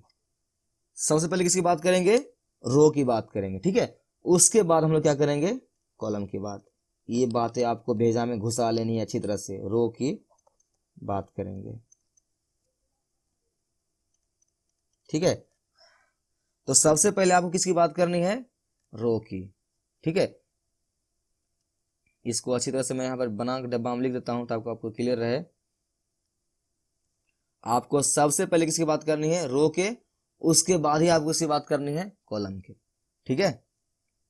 अब देखिए यहाँ पर उसी तरह से यहाँ पे A11 लिखा हुआ है, ठीक है। यहाँ पे A11 लिखा हुआ है, इसका मतलब है इसमें क्या, देखिए ये और ये आपके रो और कॉलम है। और इसमें पता है आपको सबसे पहले क्या होता है, रो। इसका मतलब हम लोग की यहाँ पर रो यानी कि R क्या है, 1, दोनों 1, 1 ही है ना। इसमें थोड़ा सा कंफ्यूजन हो सकता है आपको कि लेने में, लेकिन टेंशन मत लीजिए, और एग्जाम्पल लेंगे तो उसमें क्लियर हो जाएगा। यहाँ पे रो आपका क्या है, फर्स्ट, और देखिए कॉलम भी क्या है आपका, फर्स्ट, ठीक है। यहाँ पे रो भी फर्स्ट है और कॉलम भी फर्स्ट है। आई होप आपको समझ में आ रहा है ना। देखिए एक और एग्जांपल दूसरा लिखिए, क्या है, A11, A12, सॉरी A12। इसमें वही बात आपको क्या करनी है, इसमें पहले वाली क्या होती है, रो। यहाँ पर रो की संख्या कितनी हो जाएगी, 1, और कॉलम कितने हो जाएंगे, 2, ठीक है। तो रो फर्स्ट, कॉलम सेकेंड, हो गया। अब यहाँ मेन बात रही, यहाँ पर देखिए अब इसका हमको नाम लिखना है ना, A11 का। तो हमें क्या चलना है, सबसे पहले R1 के पास जाना है, ठीक है। R1 के पास चलना है, चलिए R1 यहाँ रहा हम लोग का, ठीक है। हम लोग का R1 रहा ये। अब हमें जो यहाँ पर जो नाम लिखनी है अवयव का, उसमें से ये हम लोग R1 पहले बोला गया है हम लोग के पास, हम लोग R1 के पास आएंगे। अब R1 में भाई 3 आदमी है, 2, 6, 7, ठीक है, 2, 6, 7, यहाँ पे 3 आदमी है। तो इन तीनों में से ही कोई एक हो सकता है, ठीक है। आप लोग CID देखे हैं ना कैसे वो लोग छोटी छोटी बातों को पहले सस्पेक्ट बहुत सारा रहते हैं, 10 सस्पेक्ट रहते हैं, उसमें से फिर कुछ न कुछ छांट छांट के 5 बचते हैं, फिर कर करके 2 बचते हैं, लास्ट में 1 बचता है। उसी तरह से अभी हम लोग के पास सस्पेक्ट कितने हैं, यानी कि माना कि कोई आदमी है, मतलब चलिए इसको हम मान लेते हैं, ठीक है। देखिए इसको मान लेते हैं, इसको मान लेते हैं, आपका दोस्त हो सकता है ऐसा बनच्चड़, ठीक है, कोई होगा, नाम दे दीजिए इसका। चलिए हम लोग इसका नाम दे देते हैं मोहन, ठीक है। ये मोहन है, माना कि ये मोहन ने किसी को चाटा मार दिया, ये मोहन ने किसी को चाटा मार दिया। अब सॉरी मोहन नहीं, माना कि इस मोहन को किसी ने चाटा मार दिया, क्लास में बहुत सारे बच्चे हैं, उसमें से मोहन को किसी ने चाटा मार दिया, अब मोहन को पता नहीं कौन मार दिया, ठीक है। तो उसी तरह से यहाँ पर जो R1 है यहाँ पर, ठीक है, R1 है, यहाँ पे R1 कितने हैं, हमें R1 के पास जाना था ना, यहाँ पे R1 कितने हैं, 3 है। तो 2, 6, 7 तो कोई भी हो सकते हैं। अब तो यहाँ पर चलिए, ठीक है, पहला सस्पेक्ट ये रहा हम लोग का, ठीक है। हम लोग का पहला सस्पेक्ट क्या रहा कि इस तीनों में से कोई हो सकता है। देखिए फर्स्ट एग्जांपल थोड़ा सा देर लगेगा, उसके बाद सब क्लियर हो जाएगा, इसको ध्यान से देखिएगा। ये पहला सस्पेक्ट हम लोग का ये रहा, 2, 6, 7 में से कोई हो सकता है। अब आगे क्या बोला गया है, C1, यानी कॉलम भी क्या होना चाहिए, फर्स्ट। तो देख लीजिए भाई कॉलम फर्स्ट कौन है, देखिए आपका ये फर्स्ट कॉलम, ये सेकंड कॉलम, ये थर्ड कॉलम। देखिए ऊपर जो 267 हम लोग का सस्पेक्ट था ना, जिसने कि मोहन को चाटा मारा था, उसमें से देखिए यहाँ पे क्या बोला गया है, कॉलम फर्स्ट। इसको देखते ही क्लियर क्या हो गया, यही है, यही 2 है जिसने मोहन को चाटा मारा। ठीक है, यानी कि क्या है ये 2। ठीक है, क्या है ये, यानी क्या है ये 2। ठीक है, आपका आंसर क्या हो जाएगा, यहाँ से यहाँ आपसे आपका आंसर आ जाएगा 2। ठीक है, आई होप आपको क्लियर हो गया होगा। सिंपल सी टॉपिक है और सिंपल सी एग्जांपल था, आपको क्लियर हो गया होगा। अगर नहीं हुआ है तो मैं एक बार फिर से बताता हूँ। क्या आपको सबसे पहले किसके पास जाना है, रो के पास। देखिए मैं लिख दिया हूँ यहाँ पर। उसके बाद किसके पास चलना है, कॉलम के पास। बस सिंपल सी, उसी के साथ हम लोग नाम लिखते चले चले जाएंगे। देखिए तो यहाँ पे क्या है, पहला तो बन गया हम लोग, क्या है यहाँ पर 2। ठीक है, क्या है 2। अब सेकेंड चलते हैं। ठीक है, अब हम लोग सेकेंड की ओर चलते हैं। देखिए सेकेंड में क्या बोला गया है, A12। आपको इतनी बात क्लियर हो गया होगा ना कि पहला क्या होता है, रो। तो हमें किसके पास जाना है, R1 यानी रो फर्स्ट के पास चलना है। चलिए ऊपर देखिए, तो रो फर्स्ट के पास आइएगा तो 267 में से कोई भी हो सकता है। ठीक है, और जब जैसे दूसरे कॉलम पे जाइएगा आपको तुरंत क्लियर हो जाएगा। देखिए कॉलम क्या, C2 बोला गया है ना, C2। ठीक है, तो आपको पता है ना पहला क्या होता है आपका, रो, उसके बाद क्या होता है, कॉलम। ठीक है, यहाँ देखिए अगर कंफ्यूजन हो रहा है तो A12, इसमें से पहला क्या होता है आपका, हमेशा रो होता है। दूसरा क्या होता है आपका, कॉलम। ठीक है, दूसरा क्या होता है कॉलम, पहला क्या होता है रो। तो आपको जब भी अवयव का नाम लिखने के लिए बोले, अवयव के अवयव का, आपको सबसे पहले किसके बात करना है, रो का, और उसके बाद किसके बात करना है, कॉलम का।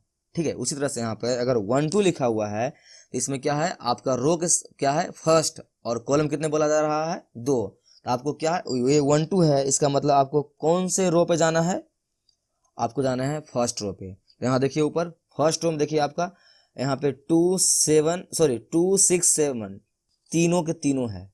ठीक है, और अभी तो इन तीनों में से कोई आंसर तो हो नहीं सकता है, कोई एक ही आंसर होगा। ठीक है, उसी तरह से अब जैसे हम लोग नेक्स्ट चलेंगे, क्या है 2। ठीक है, यानी कॉलम क्या बोला गया है, 2। आपको पता, देखिए कॉलम कौन 2 है, ये तो आपका फर्स्ट कॉलम है, ये क्या आपका सेकंड कॉलम। इसका मतलब सेकंड कॉलम में देखिए ऊपर 6, इसका आंसर क्या हो गया आपका 6। ठीक है, आई होप आपको ये बातें हजम हो रही होगी। ठीक है, अगर नहीं हुआ है तो कोई बात नहीं, मैं इस पूरी को मिटाकर आपको फिर से समझाता हूँ। सॉरी, एक और एग्जांपल है, उसको पहले कर लेते हैं, उसके बाद हम लोग इसको मिटाकर नया एग्जांपल लेंगे। ठीक है, देखिए तो यहाँ पे क्या है, A33, आपका यहाँ क्या है A33। ठीक है, इसको हम लोग सॉल्व कर लेते हैं। देखिए A33 का मतलब क्या हुआ, इसमें आपको पता है पहला रो होता है, तो पहला क्या है आपका रो। पूरे चैप्टर में आपको किसकी बात करना है, सबसे पहले रो होता है, ये बात दिमाग में फिट कर लीजिए। ठीक है, उसके बाद आपका ये क्या हुआ, कॉलम। ठीक है, ये रो, ये क्या हो गया कॉलम। तो हमें क्या बोला गया है, कितने रो पे जाना है, थर्ड रो पे। देखिए R3 है ना, मतलब देखिए यहाँ 3 लिखा हुआ है, इसका मतलब हम लोग रो 3 पे चलेंगे। रो 3 कौन सा है, देखिए यहाँ पर R3 नीचे है ना। इसका मतलब इस बार मोहन को चाटा किसने मारा होगा, या तो 1 ने मारा होगा, या तो 0 ने मारा होगा, या फिर 8 ने मारा होगा। इन तीनों में से कोई मारा होगा। ठीक है, इन तीनों में से कोई मारा होगा। देखिए आप पहला जब चेक कीजिएगा तो आपको 3 सस्पेक्ट आया हुआ है।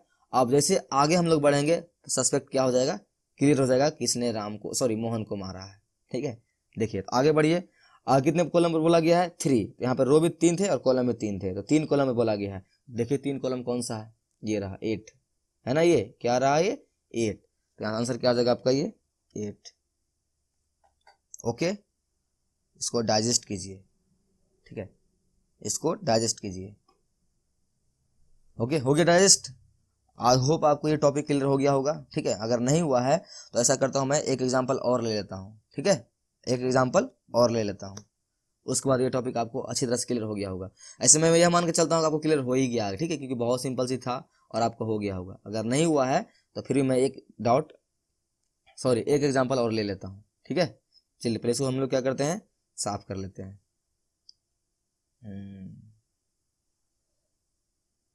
इस मोहन को हटाते हैं। ठीक है, चलिए फ्रेश हो गया।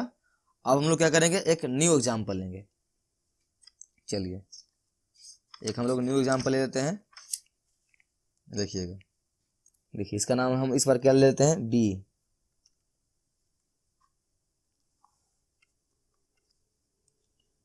इस बार क्या ले, 2 0 माइनस का 8 2 सॉरी 2 मत लीजिए, सेम से मत लीजिए, ठीक है, अभी नया नया में 7 6 16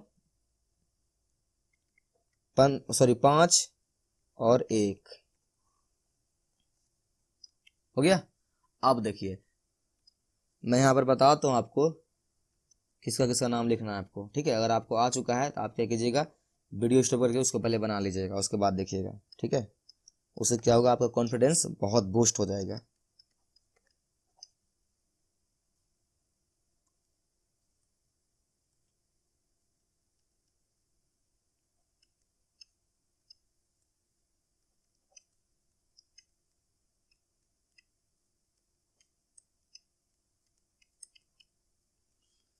चलिए 4 एग्जाम्पल लेते हैं, ठीक है, और ले लेते हैं, यहाँ पर और ले लेते हैं A11 A33 A13 A21 sorry 21 तो यहाँ पर ले लिए हैं, इसको क्या करते हैं 21 को हटाते हैं, यहाँ पे क्या करते हैं